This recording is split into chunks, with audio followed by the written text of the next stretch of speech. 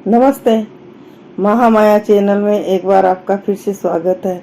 आज मैं आपके लिए लेके आई हूँ बुद्ध पूर्णिमा, जो इस साल 2023 में शुक्रवार को 5 तारीख को आ रही है। तो अगर मेरी कहानी आपको कथा आपको पसंद आए तो इसे लाइक कीजिए, नए हो आप तो सब्सक्राइब कीजिए और कमेंट ज़रूर कीजिए आपको ये मेरी कथा कैसी लगी। एक बार द्वापर युग के समय की बात है। माता यशोदा भगवान श्री कृष्ण से पूछती है कि आप संसार के पालन करता हो, मुझे ऐसा कोई उपाय बताओ जिससे मृत्यु लोक में किसी भी स्त्री को विधवा होने का भय न हो और न ही उसे निसंतान होने का दुख रहे। तब भगवान श्री कृष्ण ने अपनी माँ से कहा कि मैं आपको एक ऐसे ही व्रत के बारे में विस्तार पूर्वक बताता हूँ। सौभाग्य प्राप्ति के लिए हर महिला को 32 पूर्णमासी तक इस पावन व्रत को करना चाहिए। इससे संतान और सौभाग्य की रक्षा होती है।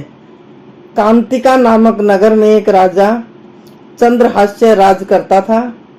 उसके नगर में एक धनेश्वर नामक का एक ब्राह्मण भी रहता था, अपनी पत्नी सुशीला के साथ। इनके घर में किसी प्रकार की धन संपत्ति की कोई कमी नहीं थी, लेकिन ब्राह्मण को कोई संतान न थी, जिसके कारण दोनों पति पत्नी बहुत दुखी रहते थे। एक बार उस नगर में एक साधु आता है, जो सभी घरों में भिक्षा मांगकर गंगा नदी के किनारे भोजन कर जीवन यापन करता था। लेकिन वह साधु धनेश्वर के घर से भिक्षा मांगने नहीं जाता। यह देखकर सुशीला और धनेश्वर को बहुत दुख होता था और जाकर एक दिन साधु से पूछे कि आप सभी के घरों से भिक्षा लेते हो, लेकिन हमारे घर से नहीं, ऐसा क्यों साधु महाराज? तब साधु ने कहा कि तुम निसंतान हो और ऐसे घर में भिक्षा लेना पतितों के अन्न के समान है। मैं पाप का भागीदार नहीं बनना चाहता, इसलिए तुम्हारे घर से भिक्षा नहीं लेता हूँ। यह सुन धनेश्वर बहुत दुखी हो जाता है और साधु से पूछता है कि ऐसा कोई उपाय बताइए जिससे मुझे संतान भी हो, संतान सुख प्राप्ति हो।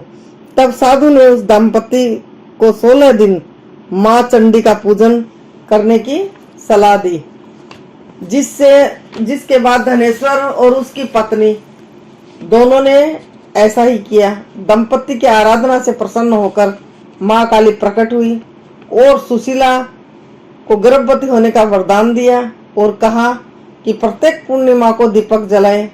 ऐसे ही सभी पूर्णिमा को दीपक की संख्या बढ़ाती जाना जब तक दीपक 32 नहीं हो। माता के आशीर्वाद से वो सुशीला गर्भवती हो गई। काली माता के कहे अनुसार वह दीपक जलाती रही। माँ काली की कृपा और आशीर्वाद से दंपति के घर में पुत्र का जन्म हुआ, जिसका नाम धनेश्वर और सुशीला ने देवदास रखा। देवदास जब बड़ा हुआ तो धनेश्वर ने उसे विद्या ग्रहण करने के लिए काशी भेजा। काशी में देवदास के साथ एक अजीब दुर्घटना हुई, जिसके कारण धोखे से देवदास का विवाह हो गया। जब देवदास ने बताया कि वह अल्पायु में है, फिर भी उसका विवाह जबरदस्ती करवा दिया गया। कुछ समय बाद जब काल देवदास के प्राण लेने आया तो काल देवदास का प्राण नहीं ले पाया। तब काल ने यमराज से कहा कि वह देवदास के प्राण लेने में असमर्थ है, जिसके पश्चात यमराज ने इसके पीछे का कारण जानने के लिए भगवान शिव और माता पार्वती के पास गया।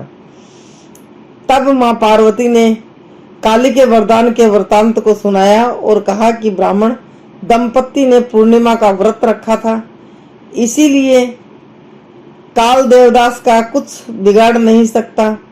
तभी से कहा जाता है कि पूर्णिमा के दिन व्रत करने से काल से मुक्ति मिलती है और भगवान उसकी सभी मनोकामना पूरी करते हैं।